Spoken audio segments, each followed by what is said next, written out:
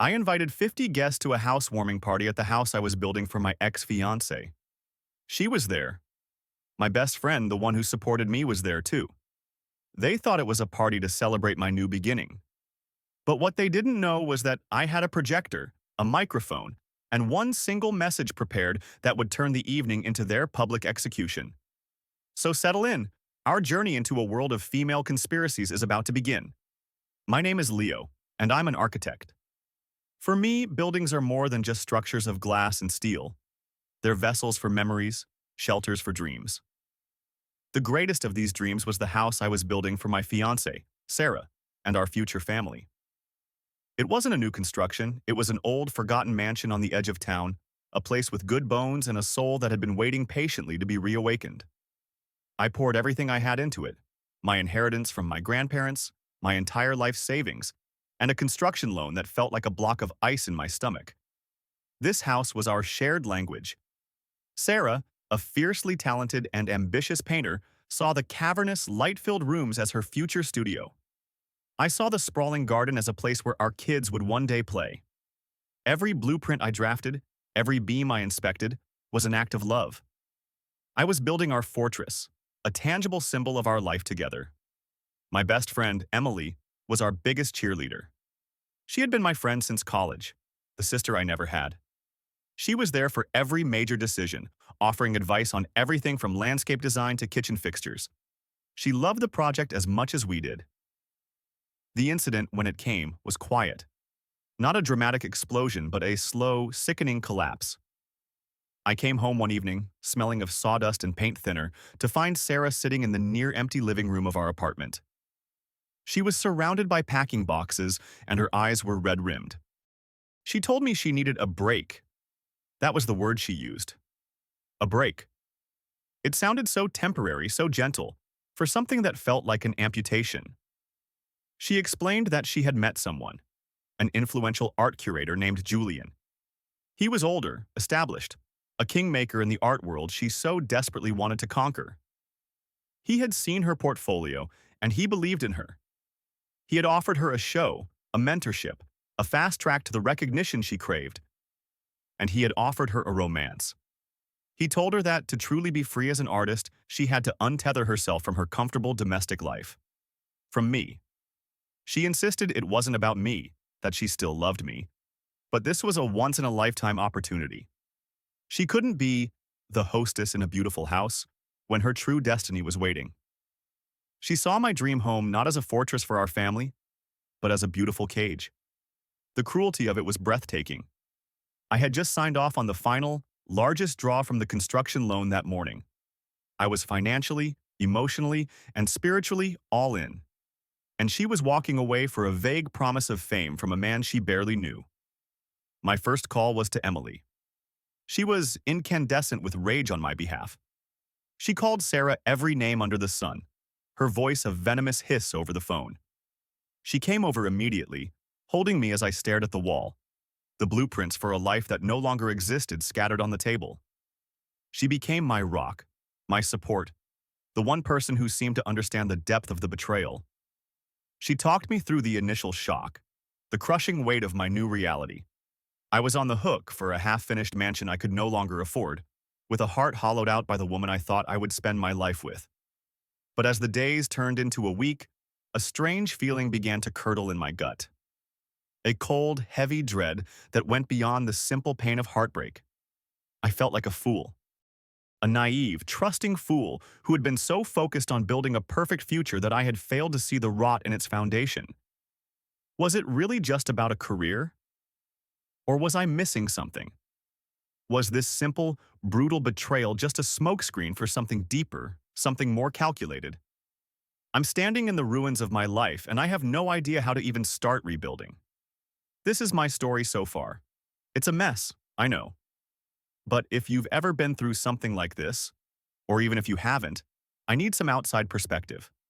Subscribe to the channel, give this video a like, and tell me what you think in the comments. What should my first step be? I'm listening. The first few weeks were a blur of sleepless nights and frantic calls to my bank. The interest on the loan was piling up, and the construction crew needed to be paid. Every conversation was a reminder of the financial cliff I was dangling from. Throughout it all, Emily was a constant presence. She'd bring me food, force me to get out of the apartment, and offer practical, if painful, advice. She kept repeating that I should cut my losses, sell the mansion as is, and just try to break even. She said holding on to it was holding on to the pain of Sarah. She was relentless in her condemnation of Sarah. According to Emily, Sarah had been dropping hints for months that she felt trapped, that my love was suffocating. I didn't remember any of these hints. I remembered late-night conversations about what color to paint the nursery. I remembered Sarah sketching ideas for a mural in the master bedroom. Emily would just shake her head sadly and say, "I only saw what I wanted to see." She was probably right. The shame of being so blind was almost as bad as the heartbreak. Then, one Tuesday morning, something shifted. An email landed in my inbox from a nonsensical, randomly generated address. The subject line was just 2 words: the truth. There was no text in the body, just a single cryptic link. My first instinct was to delete it. Spam, a phishing attempt. But my finger hovered over the trackpad. A cold curiosity, the same one that had been churning in my stomach, took over. I clicked it. It led to a private online photo gallery. The album was titled New Beginnings. My heart hammered against my ribs. It was a collection of dozens of photos of Sarah and the curator, Julian. There they were, clinking champagne glasses at a gallery opening. There they were, walking hand in hand through a park. The public, proud announcement of their relationship. It was exactly as Sarah had described, and it felt like a fresh stab wound with every image I scrolled through. I was about to close the browser, unable to take any more, when I saw it. It was a candid shot from the gallery opening. Sarah was the focus, smiling up at Julian, but just behind them, partially obscured by another guest, was an arm. On the wrist of that arm was a very specific, very familiar bracelet. It was a unique, handcrafted silver piece I had bought for Emily 2 years ago for her birthday. I knew it instantly. I had spent a week searching for it in a little artisan shop. I zoomed in. The image was grainy, but the bracelet was unmistakable. My mind started racing. It could be a coincidence. Maybe she had a similar one. Maybe she'd lost it and someone else had it now. I tried to rationalize it, but the image was burned into my mind. Why would Emily be at that specific gallery opening? She had never mentioned it. In fact, on that exact night she had been with me, helping me catalog paint samples for the mansion, telling me how Sarah was lucky to have a man so devoted to their future. I felt a chill that had nothing to do with the temperature in the room. It was just a detail, a tiny, insignificant loose thread. But I knew with a certainty that frightened me that if I pulled on it, my entire world was about to unravel. I feel like I'm on the edge of a much darker discovery than I ever imagined. The person I've been leaning on might be connected to my downfall. What would you do in my place? Would you confront her with this, or would you try to find more concrete proof before making a move? Let me know in the comments. The image of that bracelet consumed me. For 2 days, I did nothing. I just let the implications wash over me, the chilling possibility that my best friend, my rock, was not what she seemed. The idea of confronting Emily with just a grainy photo felt weak. I needed something undeniable. I needed proof. My mind, trained to think in terms of structure and evidence, began to work. I remembered the home security system I'd installed in my apartment months ago. Emily had actually helped me set it up, ironically, after a neighbor was burgled. She had praised me for being so security conscious. The system had a cloud backup. With trembling hands, I logged into the archive and navigated to the date of the gallery opening. I scrolled to the evening, the time she was supposedly with me. And there it was. Crystal clear footage of Emily leaving my apartment building. She was on the phone, smiling. And on her wrist was the silver bracelet. She was wearing the exact same dark blue dress I could just make out in the gallery photo. She had lied. It was a simple, clear, undeniable lie. She wasn't with me that night. She was at the event where Sarah's new life was being launched. The question was why. The next piece came from Sarah's laptop. In her haste to leave, she'd left it behind, along with a number of her other belongings. I had boxed it all up, but now I opened it, my heart pounding. I powered it on. Her password was, pathetically, our anniversary. I navigated to her email. I had to know how this all started. Sarah had told me Julian had reached out to her out of the blue after seeing her online portfolio. I searched for his name. There it was, the first email from him. The subject? Your work. It was complimentary, professional, and dangled the prospect of a meeting. It looked completely legitimate. But something about the way it was formatted, as a forwarded message, felt off. I scrolled down to see the original message he was forwarding. My blood ran cold. The original email wasn't from Julian to Sarah. It was from Emily to Julian. The subject line was, "The artist I told you about." The body of the email contained a link to Sarah's online portfolio, and below it, a single, devastating line of text. "She's incredibly talented, but she needs a push to see what's holding her back. I think you're the one who can show her what she's missing." Julian hadn't discovered Sarah. Emily had delivered her to him. I sat back in my chair, the laptop screen illuminating the dark room. The shock wasn't loud or explosive. It was a cold, silent clarity. It was a perfect, horrifying piece of architecture. Emily had seen Sarah's ambition and my devotion. She had seen Julian, the perfect tool. She had manufactured the entire collapse of my life. Every word of support, every comforting hug, every piece of advice to just sell the house and move on was part of the design. She hadn't been supporting me in my grief. She had been managing her demolition project. She wanted Sarah gone, and she wanted me broken, vulnerable, and leaning on the one person who had been there for me through it all, her. The grief I had felt for Sarah evaporated, replaced by something arctic and sharp. This was not a crime of passion. This was a calculated, premeditated attack, not just on my relationship, but on my life's work, my financial stability, and my sanity. And the architect of it all was the one person I trusted implicitly. The desire for revenge was no longer a hot-headed fantasy. It became a blueprint. A cold, meticulous plan began to form in my mind. She wanted to be the savior picking up the pieces. Fine. I would give her a demolition site so complete that there would be nothing left to save. The full truth is out, and it's worse than I could have imagined. I'm no longer the victim. I'm going to take control. I have a plan, and it's going to be methodical. How do you think this will end? Guess my next move in the comments below. My plan required patience, a resource I suddenly had in abundance. The rage had cooled into a solid, unshakable resolve. For the next month, I played the part of the healing man. I spoke to Emily every day. I thanked her for her support, telling her I couldn't have gotten through this without her. I let her convince me not to sell the mansion immediately, but to finish the renovation first, to see it through and get a better price. It was my project after all, my pride. She loved this idea, seeing it as me finally listening to her, finally getting stronger under her care. She had no idea she was helping me build the stage for her own destruction. I used that month to get my finances in order, restructuring the loan with the bank by presenting a solid plan for the property's completion and sale. I worked tirelessly with the construction crew, pushing the project toward the finish line. The house transformed.